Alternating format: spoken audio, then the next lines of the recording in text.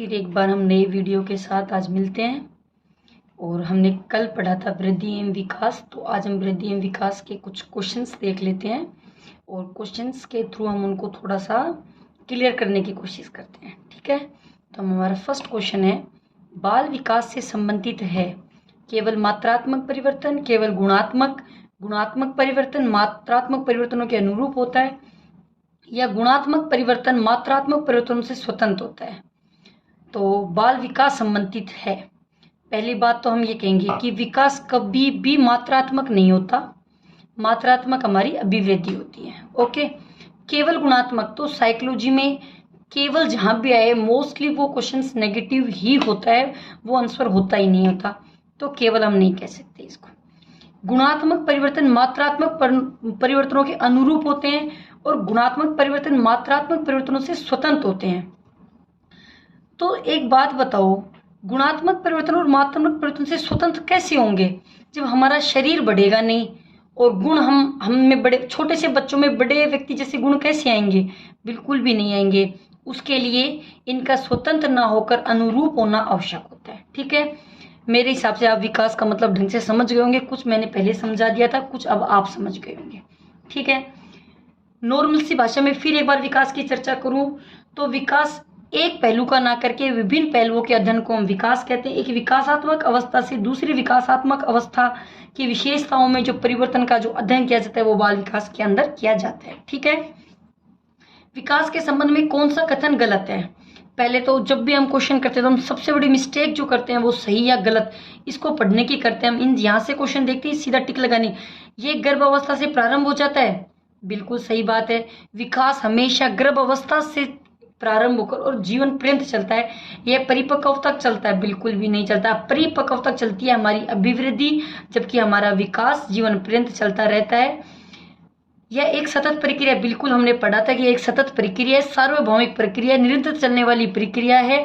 और विकास के हमने जो सिद्धांत पढ़े थे उनमें हमने पढ़ा भी था, यह परिवर्तनों का प्रगतिशील क्रम है, ये एक मॉडिफाई है ना कि रिवर्सेबल है, ये उत्क्रमणीय प्रक्रिया नहीं हो सकती। ठीक है, विकास से सभी परिवर्तन सम्मिलित नहीं होते जो निम्न के कारण होते हैं। ठीक है, मेरी दूसरी बात, बीमारी क्या ये कोई विकास है? अधिगम क्या होता है? अधिगम अनुभवों से सीखा हुआ वह स्थायी ज्ञान जो हम हमारे जीवन में काम में लेते हैं उसको हम अधिगम कहते हैं। ठीक है, अब अनुभव से सीखा सीधा ज्ञान नहीं, स्थायी ज्ञान जो हमने उसको स्थायी उसको माना है वो ही हमारा है। तो बीमारी कभी भी हमारे विकास के परिवर्तन में सम्मिलित नहीं होती, परिपक्व होता। बिल्कुल मैंने अभी भी बताया था कि वृद्धि विकास का संबंध वृद्धि से होता है, लेकिन वृद्धि का संबंध विकास से हो यह जरूरी नहीं है। इसलिए विकास के लिए परिपक्वता जरूरी होती है। बुढ़ापा निश्चित है, पहले इंसान बच्चा होता है, फिर बड़ा बाल्यावस्था में आता है, फिर वो किशोर अवस्था में आता है, फिर वो प्रौढ़ अवस्था में आता है, फिर वो एकदम बूढ़े अवस्था में होता है। तो ये भी विकास की एक प्रक्रिया है। निम्नलिखित में से कौन सा वृद्धि और विकास का प्रथम चरण है? अब एक बात बताओ, वृद्धि और विकास, जब वृद्धि शब्द आ गया, वृद्धि हमारी फिजिकल चीजों से संबंधित है, हमारे शरीर में जो विकास होने वाले हैं उनसे संबंधित होती है। नैतिक विकास क्या जन्म होते ही बच्चों में नैतिक विकास आ जाता है? बिल्कुल भी नहीं आता। सामाजिक विकास, हाँ सामाजिक विकास उसका होने लग जाता है, ऐसी बात नहीं है। लेकिन जो प्रथम चरण की अपन बात करेंगे तो प्रथम चरण बच्चों का शारीरिक विकास ही होता है, फिजिकल ही होता है। उसमें हमने दो प्रकार की पढ़ी थी, स्थूल और सूक्ष्म। स्थूल थी जो मसल से जिसमें बच्चा दौड़ कर घुटनों के बल चलकर अपनी करता है, और सूक्ष्म जिनमें बच्चा धीरे धीरे मतलब सामान्य से विशिष्ट की ओर बच्चा जाता है। तो जब बच्चा जब स्टार्टिंग में बच्चा लिखने की कोशिश करता है तो उसके कोई डंडी सीधी बनती है, कोई उल्टी बनती है, लेकिन धीरे धीरे वही बच्चा बहुत अच्छी सुलेख भी लिख पाता है, बहुत अच्छा निबंध भी लिख पाता है। तो जो बैठे बैठे जो क्रिया जैसे सुई धागे का काम करना, ये सब हमारे क्या हो जाएंगे? शारीरिक यानी फिजिकल में जो हमने दो प्रकार की पढ़ी थी, सूक्ष्म और स्थूल, उनमें आ जाएंगी। एक बच्चा कक्षा में प्राय प्रश्न पूछता है, उचित रूप से इसका अर्थ होगा क्या वह शरारती है, वह सामान्य बालक है, वह जिज्ञासु है, वह प्रतिभाशाली है? तो हम कहेंगे वह बच्चों जिज्ञासु। अगर बच्चा प्रश्न पूछता तो जरूरी तो नहीं है कि वह शरारती हो, नहीं, ऐसा नहीं होता। सामान्य बालक है, जरूरी नहीं कि वो सामान्य बालक है, सामान्य बालक भी प्रश्न पूछ सकता है।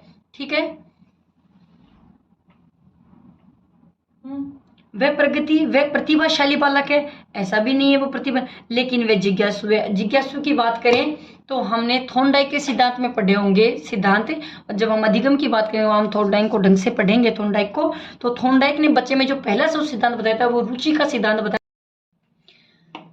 अच्छा, अब हम बात करते हैं विकास। तो एक बात बताओ, क्या विकास में किन किन चीजों का समावेश होता है? मैं गुणों की बात नहीं कर रही हूँ, किन किन चीजों का समावेश होता है? तो विकास हमारी वृद्धि से भी है, विकास हमारी परिपक्वता से भी होती है, और विकास हमारी आयु से भी संबंधित होता है। जबकि जो हमारी वृद्धि है वो हमारी शारीरिक चीजों से ही संबंधित होती है। मात्रात्मक व्यक्तिगत क्षमता रूपी प्रक्रिया को कहा जाता है। जहाँ मात्रा आ गई मतलब हम उसको माप सकते हैं। क्या हम विकास को माप सकते हैं? बिल्कुल भी नहीं। विकास होगा? बिल्कुल भी नहीं। संतुलन? बिल्कुल भी नहीं। वृद्धि हो सकता है। परिपक्वता तो खुद वृद्धि की जो लास्ट स्टेज जहाँ हम परिपक्व हो जाते हैं, और एक परिपक्वता के बाद जो होती है हमारी शारीरिक वृद्धि रुक जाती है। तो इसका क्वेश्चन होगा, इसका आंसर होगा सेकेंड ऑप्शन। अभिवृद्धि शब्द का प्रयोग किया जाता है ज्यादा समझाने की। मानसिक विकास किसने दिया था? पियाजे ने। मानसिक विकास बच्चे का पैदा होते ही कभी नहीं होता। सामाजिक विकास भी धीरे धीरे होता है, जो वो धीरे धीरे अपने वातावरण में आता है। और विकास में जैसे हमने पढ़ा था कि वंशानुक्रम एवं वातावरण के गुणनफल को हम विकास कहते हैं। ठीक है, तो जब बच्चा वातावरण में आएगा, वातावरण के लोगों के साथ रहना सीखेगा, तभी उसका विकास होगा। ओके, बालक के मानसिक और सामाजिक विकास के लिए नहीं, मानसिक सामाजिक ये सारे विकास के जो पहलू हैं वो हमारे विकास में सम्मिलित है। अभिवृद्धि में केवल हमारा शारीरिक पक्ष आता है, केवल हमारा शारीरिक पक्ष आता है। ये सब जो क्वेश्चन है ये प्रीवियस ईयर के आए हुए क्वेश्चन है, ये कोई मैं मेरे मन से नहीं बना रही हूँ, तो आप एक बार इनको ढंग से देख लीजिएगा। जन्मतः व्यक्ति में उपलब्ध सामर्थ्य आयु के साथ परिवर्तन होना ही कहलाता है। व्यक्ति में उपलब्ध सामर्थ्य आयु यानी कि आयु के साथ जो परिवर्तन हो रहा है। एक बात बताओ, जरूरी थोड़ी ना है कि सब बच्चे 12 साल के होते ही 10वीं पास कर लेते हैं। कुछ बच्चे 12 साल के होते ही 10वीं क्लास पास कर लेते हैं। कुछ बेचारे 18 साल के भी 10वीं पास नहीं, वो बार बार फेल होते जाते हैं। तो क्या हम ये कह सकते हैं कि भाई सब एक आयु में समान विकास कर लेते हैं? नहीं, समान की विकास की जो दर होती है वह अलग अलग होती है। लेकिन जन्मते व्यक्ति में उपलब्ध सामर्थ्य आयु के साथ परिवर्तित जो होता है हमारी, वो हमारी परिपक्वता होती है। परिपक्वता की विशेषता है एक स्वचालित प्रक्रिया? बिल्कुल भी नहीं। वृद्धि की पूर्णता? बिल्कुल भी नहीं। अधिगम का आधार?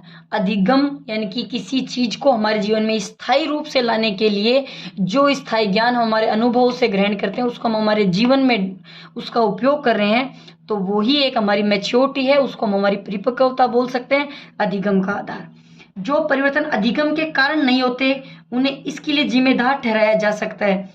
जो परिवर्तन अधिगम के कारण नहीं होते। अब एक बात, अधिगम मैंने फिर बता रही हूं मैं, अधिगम क्या होता है? व्यक्ति का अनुभवों से सीखा हुआ वह स्थायी ज्ञान जिसका वह अपने सामान्य जीवन में प्रयोग कर रहा है, वही अधिगम होगा।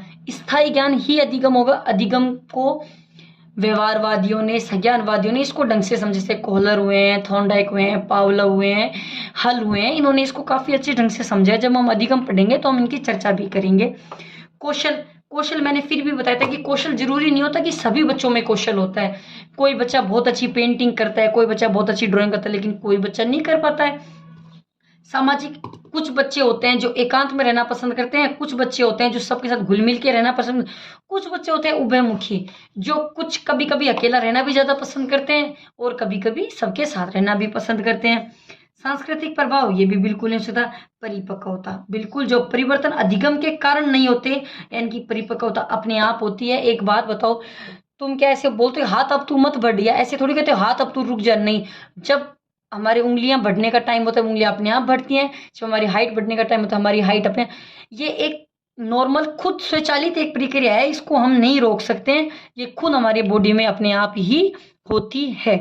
ओके, अब कुछ जो थोड़ी बहुत जो परिभाषाएं हैं उनमें से एक दो परिभाषाएं हैं जिसे अपन उनकी चर्चा करेंगे। एक तो हरलोक ने जो किशोर अवस्था को समझाया ना, वो बहुत अच्छा समझा है, सॉरी स्टैनले हॉल ने, और हरलोक ने विकास को बहुत अच्छा बताया। तो उन्होंने कहा है कि नवीन विशेषताएं एवं योग्यताएं प्रस्फुटित करता है, यह कथन किसका है? तो हम कहेंगे हरलोक का। यह सीटेट की तो मैं नहीं करी, लेकिन आरटेट, एसटेट, इनमें काफ़ी बार ये क्वेश्चन आया हुआ है। तो आप एक बार जब भी प्रीवियस ईयर के क्वेश्चंस देखें तो उनमें से इस क्वेश्चंस को एक बार जरूर ध्यान से निकालना। ओके, अब विकास के जो सिद्धांत हैं उनके क्वेश्चंस वैसे तो हम कल करेंगे, लेकिन फिर भी मैं मोटा मोटी तौर पे इसलिए थोड़ा सा बता देती हूँ कि हमने इनको कल पढ़ा था, तो एक बार थोड़ा सा हल्का सा रिवीजन हो जाएगा। ठीक है, हमने कल कौन कौन निरंतरता का सिद्धांत, सतत प्रक्रिया का सिद्धांत, सार्वभौमिक का सिद्धांत, और सिर से पैरों की ओर सिद्धांत, केंद्र से परिधि की ओर विभिन्न दर के साथ विकास होता है, इन सब का हम एक बार कल 15-20 क्वेश्चंस कर लेंगे, तो आपके थोड़ा क्वेश्चंस के थ्रू वो समझ में भी आ जाएंगे। और फिर उसके बाद में अब हमारा जो नेक्स्ट टॉपिक होगा वो हम एक बार प्याजे और वाइगोत्स्की को पढ़ेंगे। ओके, आज की क्लास में यहीं पे समाप्त करती हूँ। धन्यवाद।